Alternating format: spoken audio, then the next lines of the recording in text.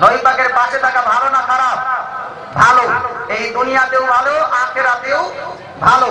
আখিরাতের প্রসঙ্গে নবী পাক ইরশাদ করেছিলেন যে আমার সবথেকে নিকটবর্তী যে ব্যক্তি হবে তার আমি শাফাআত আগে করব, বলে সুবহানাল্লাহ। আমার যে সবথেকে নিকটবর্তী হবে তার সে আমার সঙ্গে জান্নাতে যাবে, বলে সুবহানাল্লাহ। কিয়ামতের দিবসে আমার পাশে থাকবে, সে লিওয়ায়ে হামদের আপনার ঝান্ডা যে আছে, পতাকা আছে, নবী পাক ইরশাদ করেন আনা হামিলু লিওয়াইল হামদি ওয়ালা ফাকার, আমি লিওয়ায়ে হামদের পতাকা উত্তোলন করে থাকবো।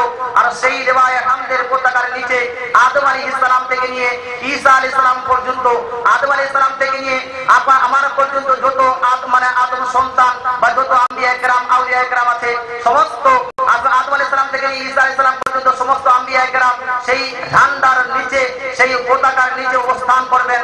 আর যারা যারা কিয়ামতের দিবসে ছায়া প্রাপ্ত হতে চান তাদেরকে ওই ঝান্ডার নিচেই আসতে হবে, বলে সুবহানাল্লাহ। সুবহানাল্লাহ। নবী পাককে জিজ্ঞেস করা হয়েছিল, ইয়া রাসূলুল্লাহ, ইয়া হাবিবাল্লাহ, আপনার সবথেকে পাশে নিকটবর্তী কিয়ামতের দিবসে কোন ব্যক্তিটি হবে? নবী পাক সাল্লাল্লাহু আলাইহি ওয়াসাল্লাম ইরশাদ করেছেন, এটা আপনার মিশকাত শরীফ জিল নম্বর 1 পেজ নাম্বার 86 এর হাদিস। নবী পাক ইরশাদ করেন, ইন্না আওলান নাস বি ইয়াউমাল কিয়ামতে আকসারুহুম আলাইয়া সালাতা, নিশ্চয়ই তোমাদের মধ্যে কিয়ামতের দিবসে আমার সবথেকে নিকটবর্তী হলো সেই ব্যক্তিরা যে ব্যক্তিরা আমার প্রতি খুব বেশি বেশি করে দরুদ এবং সালাম করেছে, বলে সুবহানাল্লাহ।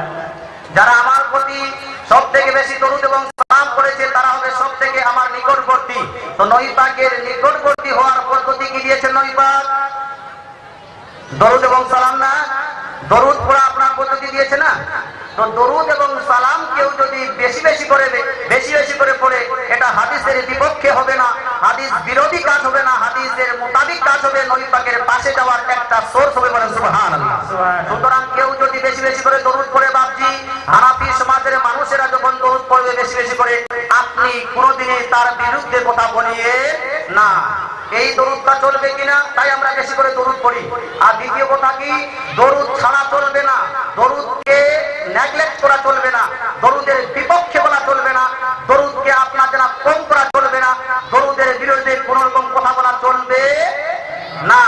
কারণ দরুদ যদি ছেড়ে দেন, নবী পাক আবার ইরশাদ করেন ইবনে মাজাহ শরীফের হাদিস, ইবনে মাজাহ শরীফ চ্যাপ্টার বাবু সলাতি আলান নবীকে নবী পাক ইরশাদ করেন, মান নাসিয়া সালাত আলাইয়া খাতিয়া তারিকাল জান্নাহ, যে ব্যক্তি আমার প্রতি দরুদ পড়া ছেড়ে দিয়েছে, যে ব্যক্তি আমার প্রতি দরুদ পড়া ভুলে গেছে, সেই ব্যক্তি জান্নাতের রাস্তাকে ছেড়ে দিয়েছে, বলে সুবহানাল্লাহ। সুবহানাল্লাহ।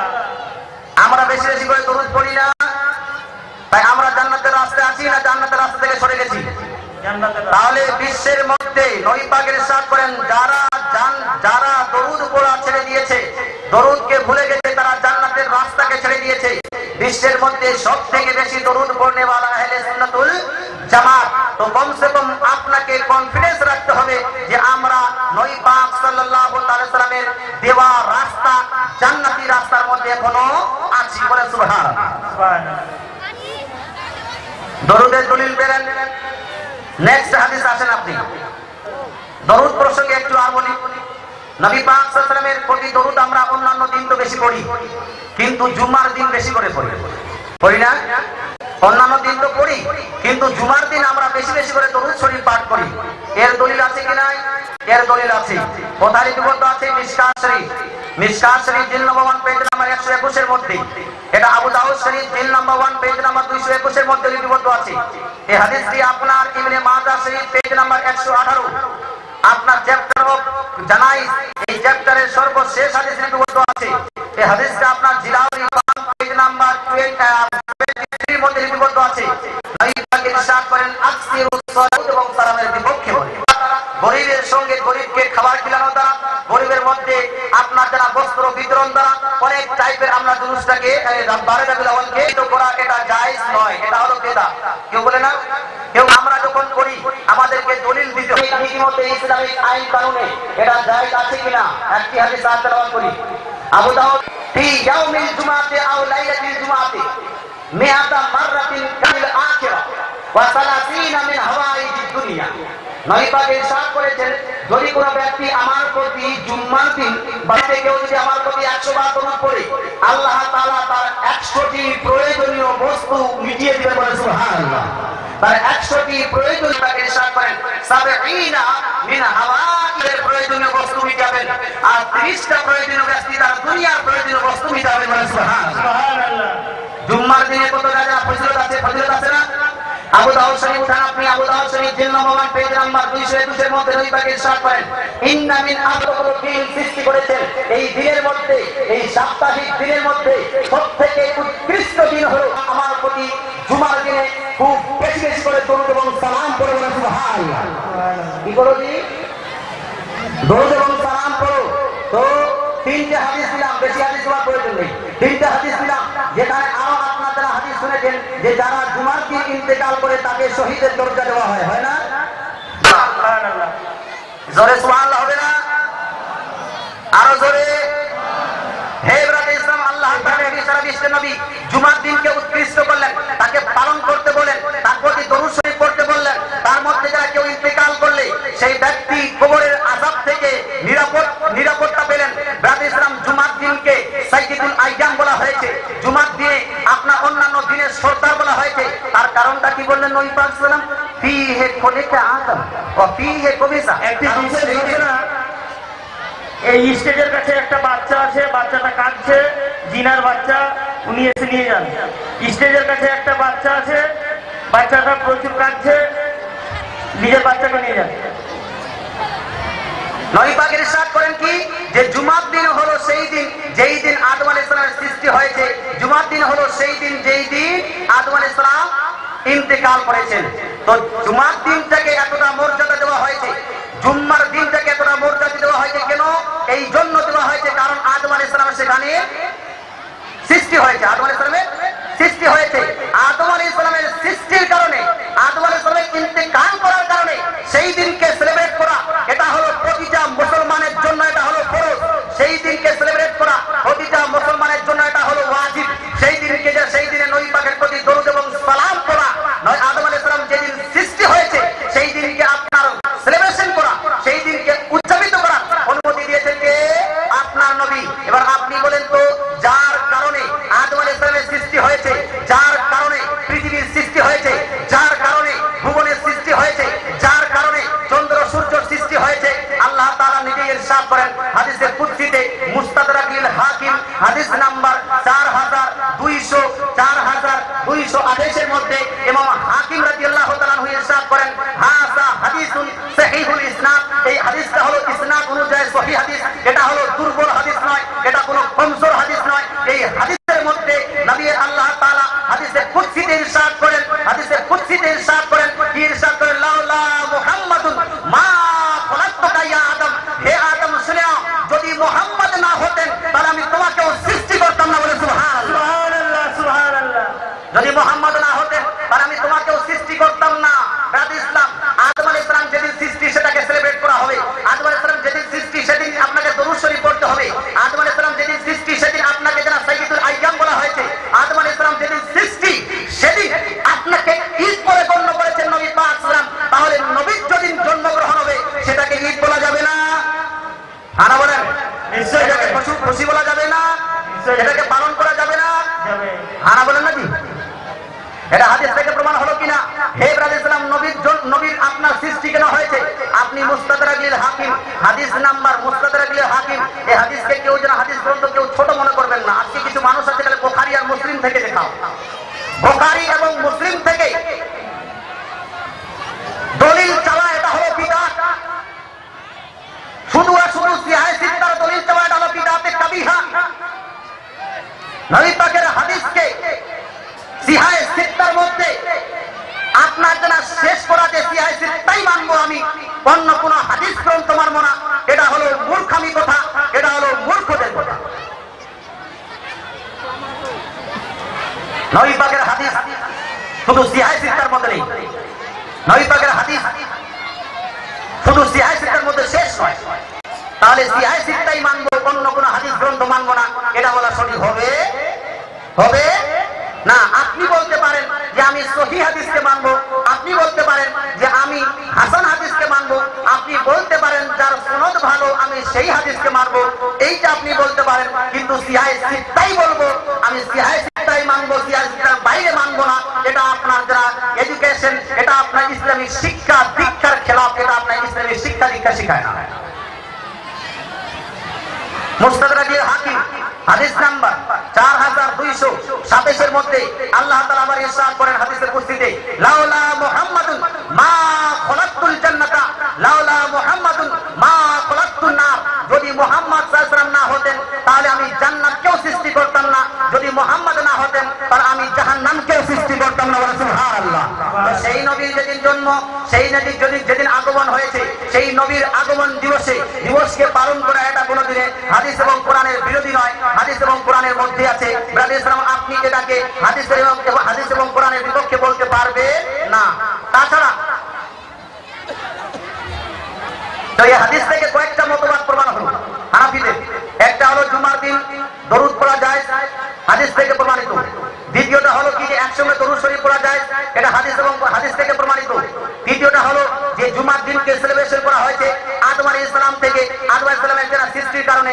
চতুর্থটা হলো যখন এখানে একটা জন্ম দিবসকে, একটা সৃষ্টিকে এবং আপনার ইন্তেকাল দিবসকে পালন করা নবী পাক বৈধতা দিয়েছেন, সুতরাং নবী পাকের আপনার জন্ম দিবসকে পালন করা এটাও জায়েজ হবে।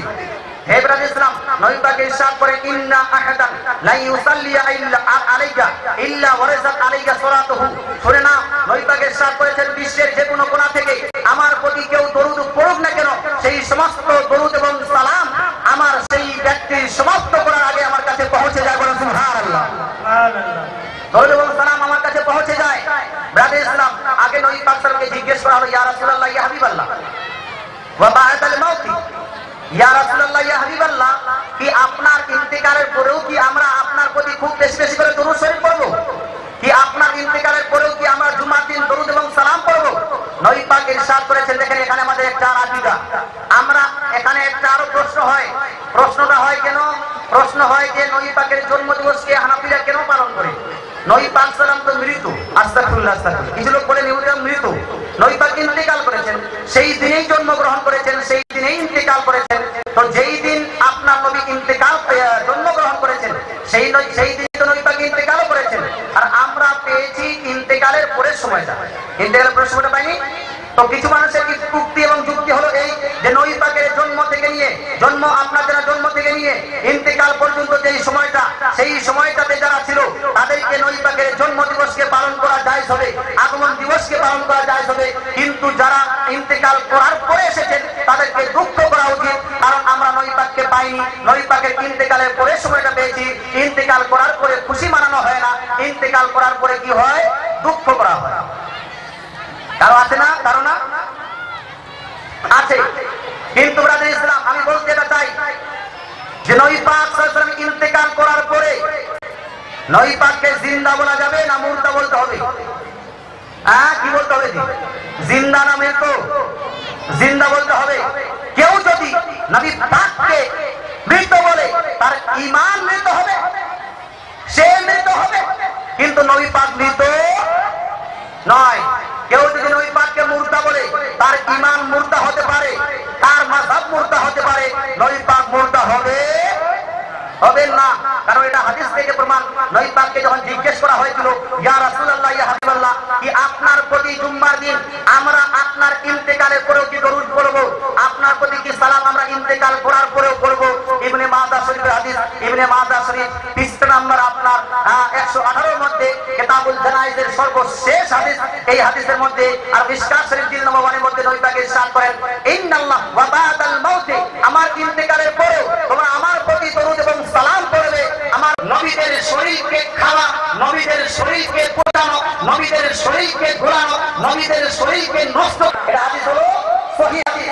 ব্রাদার ইসলাম, এটাকে হাসান পর্যন্ত পৌঁছানো হয়েছে সিত্তার হাদিস গ্রন্থ থেকে প্রমাণ। সুতরাং তবে যে নবী পাক সাল্লাল্লাহু আলাইহি ওয়াসাল্লাম জিন্দা, নবী পাক সাল্লাল্লাহু আলাইহি ওয়াসাল্লাম মুর্দা নয়। নবী পাকের শরীরকে মাটি খেতে পারে না, এটাও আকীদা রাখতে হবে। ব্রাদার ইসলাম, আকীদা পেলেন নবী পাক জিন্দা।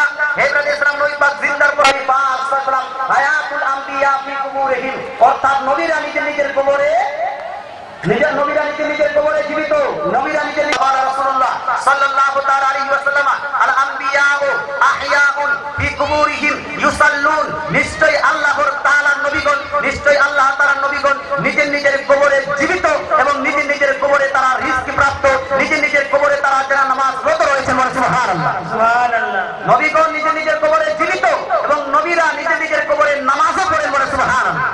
নবীরা নিজে নিজের কবরে নামাজও পড়েন। বিরাদর ইসলাম আসেন আরো একটি হাদিস, নবী জিন্দা, এটা হানাফিদের আকীদা, হাদিস বিহীন আকীদা না, হাদিস সংকলিত আকীদা, হাদিসের জানা হাদিস সংক্রান্ত আকীদা আপনাকে বুঝাই। হানাফি সুন্নিদের আকীদা কোনদিনই আপনার হাদিস বিপক্ষে আমরা আকীদা কোনদিনই রাখিনি, হাদিসের বাইরে আমরা কোনদিন আকীদা রাখিনি, হাদিসের খেলাফ কোনদিন আকীদা রাখিনি। এটা হলো প্রোপাগান্ডা, যারা হানাফিকে যারা অপছন্দ করে। মুসলিম শরীফ এটা গ্রহণযোগ্য হাদিস গ্রন্থ। কোরআন শরীফে পড়ে সবথেকে উৎকৃষ্ট হাদিস গ্রন্থ হলো বুখারী শরীফ। আসাহুল কুতুব বাদা কিতাবিল্লাহ আল বুখারী। কোরআন শরীফে পড়ে সবথেকে আসা কুতুব, সবথেকে সহিহ কুতুব, সবথেকে সহিহ হাদিস গ্রন্থ হলো বুখারী শরীফ। আর বুখারী শরীফের পরে যার সবথেকে বেশি মর্যাদা সেটা হলো কি? মুসলিম শরীফ।